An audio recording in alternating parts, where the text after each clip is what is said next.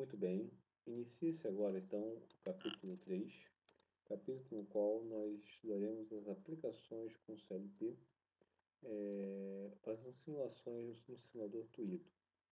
Vamos iniciar então um capítulo que vai dar algumas aplicações interessantes para o CLP, de acordo com o estudo feito no capítulo passado. Então comecemos então o capítulo 3, estudando o motor DC. O motor DC é aquele que é alimentado por uma tensão contínua e possui largo emprego em dispositivos eletrônicos. A figura a seguir demonstra o símbolo de um motor deste tipo. Então, observem, isso é uma simbologia que demonstra o uso do motor DC. Ele tem um terminal aqui de terra, tá? Para a gente poder colocar a carcaça dele no potencial da terra, e dois terminais no qual podemos alimentar. Ao aplicar tensão DC em seus terminais, de acordo com a sua especificação, o mesmo irá converter a energia elétrica em energia mecânica, de forma a girar o seu eixo. Então, se a gente alimenta, por exemplo, terminal A1 em 12 volts e o A2 em GND, em terra, o motor gira em um sentido, digamos sentido horário. Ao inverter essa alimentação, o motor gira em sentido anti-horário. Então, vamos à primeira experiência aqui, que é ligando e desligando o motor DC por interruptor. Uma forma simples de ligar e desligar o motor DC é a descrita no diagrama elétrico abaixo, onde temos um interruptor, tá? Do tipo NA, que irá alimentar ou não o motor de acordo com o estado do botão. Então, se o botão estiver aberto, o motor não está energizado, está desalimentado, ele não gira. Ao fechar o contato S aqui, o motor gira no sentido. Aqui tem o resultado de uma simulação. Veja que com a chave S fechada, o motor está girando no sentido horário. Um programa ladder pode ser montado para que faça tal acionamento, como sugerido a seguir, em que temos um interruptor tipo NA conectado em série com a bobina.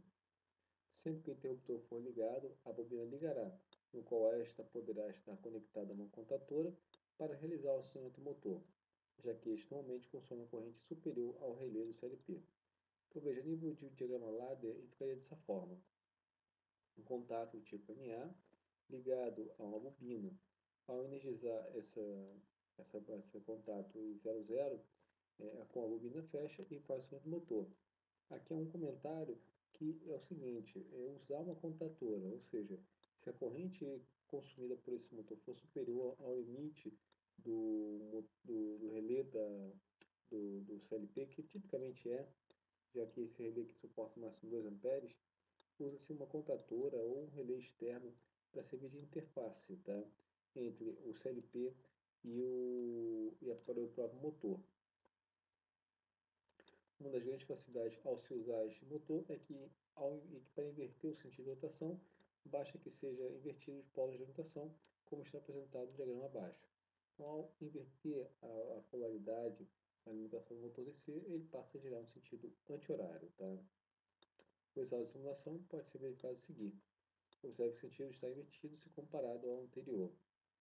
Em nível de programa ladder, o exemplo é o mesmo, onde a mudança ocorreria em nível de instalação do motor, invertendo a polaridade de alimentação. Então, esse exemplo demonstrou como ligar um motor DC usando um diagrama ladder. Veja que não há novidade nenhuma, o recurso é o mesmíssimo que a gente já viu já em tópicos passados, onde ao fechar uma chave, uma bobina energizada, permitindo assim o funcionamento do motor, tá? No caso do motor DC.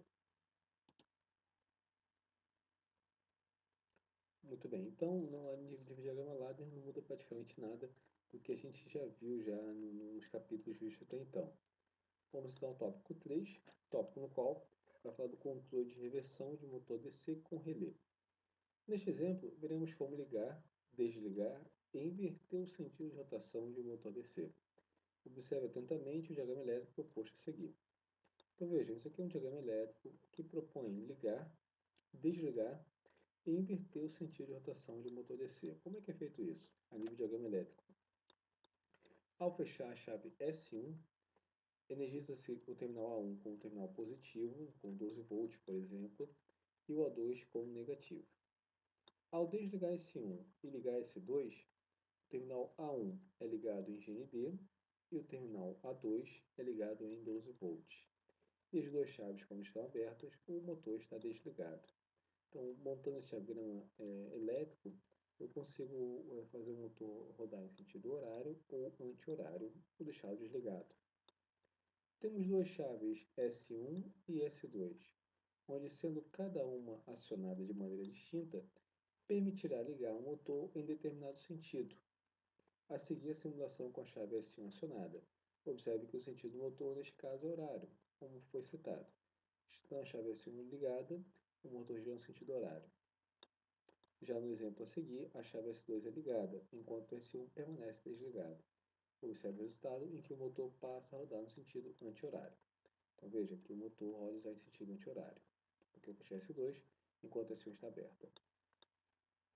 Um diagrama ladder que faz implementação desta lógica é o apresentado a seguir, onde são utilizados dois interruptores e duas bobinas, para ligar de forma individual um dos sentidos de atuação do motor. Lembrando que os contatos de saída do CLP devem ficar acoplados ao relé externo ou contatora para acionamento desta carga.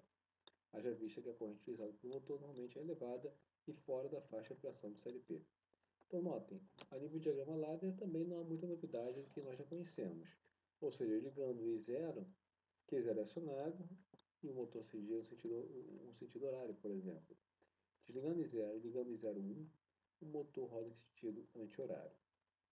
Apesar da funcionalidade e simplicidade do circuito, o mesmo não é adequado para a implementação em ambientes industriais, pois se o operador pressionar simultaneamente as duas chaves, teremos uma situação de curto-circuito. Observe que, caso as duas chaves fiquem acionadas ao mesmo tempo, o que pode acontecer de forma acidental, no dia a dia industrial, nós vamos ter a situação de curto-circuito, tá? Isso em nenhum momento é algo esperado numa aplicação industrial. Você pode parar um processo, por exemplo. Para contornar este problema, devemos fazer uso de uma lógica chamada de intertravamento, que garanta que, enquanto um sentido está acionado, o outro, mesmo que o interruptor seja pressionado, não terá efeito algum no circuito. Tá? Então a gente tem que implementar uma lógica chamada lógica de intertravamento, que garanta que o motor só gire em sentido horário ou somente gire em sentido anti-horário, sem perigo de ocorrer curto-circuito. O novo circuito proposto a seguir é um pouco mais rebuscado, porém evita este problema. Observe atentamente. Então esse aqui é o circuito que propõe a solucionar o problema levantado agora. Como é que ele funciona?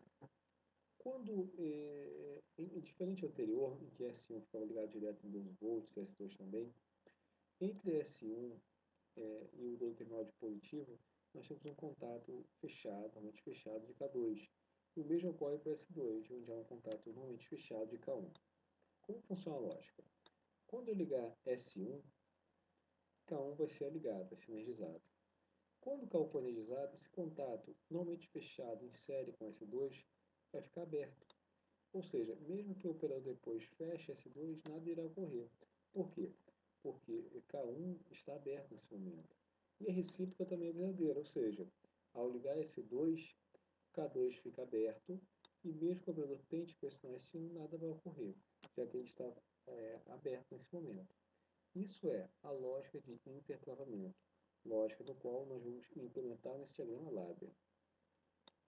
Quando a chave S1 for acionada, o contato NF que fica ligado a S2 ficará aberto, onde mesmo que S2 seja acionado, não haverá efeito em K2, onde desta forma esta chave estará desabilitada. A mesma ideia é válida para a outra chave, a seguir o resultado para o motor girando no sentido horário, já que S1 foi acionado. Então observem aqui, ligou S1, tá? Notem que ao ligar S1, K1 foi energizado e o contato aqui em série com S2 foi aberto. O motor gira em sentido horário. O inverso também ocorre. Quando eu ligar o S2, o K2 vai abrir, como mostra aqui. Eu liguei S2, K2 foi energizado e aqui do outro lado abriu esse contato, o motor gira em sentido anti-horário de forma segura. Aqui é citado para tentar acionar as duas chaves. Tente acionar as duas chaves e observe que não há nenhum tipo de problema, como pode ser observado a seguir, já que a primeira chave habilitada desabilita automaticamente a segunda e vice-versa. Agora, como implementar isso no ladder? Vamos ver aqui. Nós temos aqui o contato, o I00 e o I01. Aqui também as saídas, Q00 e Q01. Só que diferente do exemplo anterior, nós temos em série um contato fechado de Q01 e um contato fechado de Q00. Ou seja, ao ligar I0 primeiro, Q0 vai ser acionado. Esse contato normalmente fechado aqui do Q0 vai ser aberto. E a pessoa tentar ligar I01, nada vai acontecer. E a recíproca também é verdadeira, tá? E aqui abaixo o resultado de uma simulação com a chave 00 acionada. Note que mesmo tentando acionar a chave conectada em I01, o relé Q01 não funcionará, já que o contato em série com a chave está aberto. O mesmo ocorre caso o 01 seja acionado primeiro. Faça a simulação para comprovar esse comportamento. Vamos montar então esse circuito aqui no Twitter.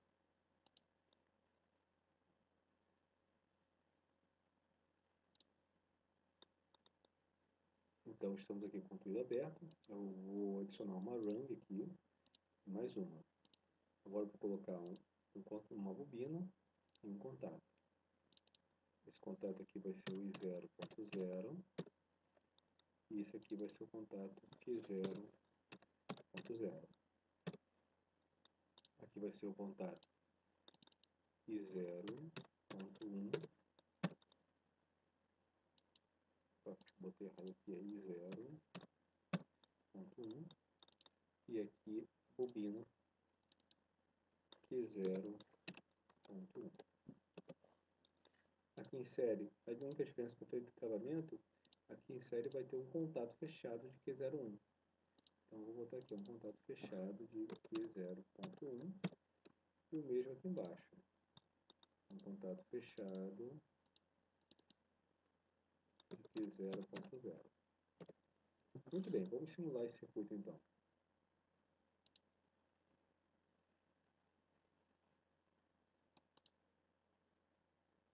Aqui temos então o circuito já em simulação. Notem que inicialmente Q00 e Q01 estão desligados, mas as chaves Q01 e Q00 estão fechadas porque são contatos fechados dessas saídas de relé. Vou ligar aqui o I00. Ao ligar I00, o que ocorre? Deixa eu startar aqui o primeiro simulador. Vou ligar aqui o I00, o que acontece? A saída Q0 liga. Ao ligar Q0, observe o que acontece aqui embaixo. Ó. Q00, que esse contato foi aberto. Então, se a pessoa tentar acidentalmente ligar o I01, nada ocorre com o Q01 porque a chave está aberta. Para eu poder fazer isso, eu tenho que desligar Q00 e aí sim, ligar I01. Agora liguei Q01 e observe que esse contato aqui em cima aberto, mesmo tentando fechar em seguida, nada ocorre. Então esse circuito, como novidade, ele tem o quê? Ele tem o fato de ter implementado o recurso de intertravamento, o circuito que garante maior segurança ao teu processo, usar o CLP, evitando assim curto-circuito. Então, vou pedir ao leitor que monte esse circuito, simule ele, de modo a ficar claro como implementar o intertravamento usando o Labra.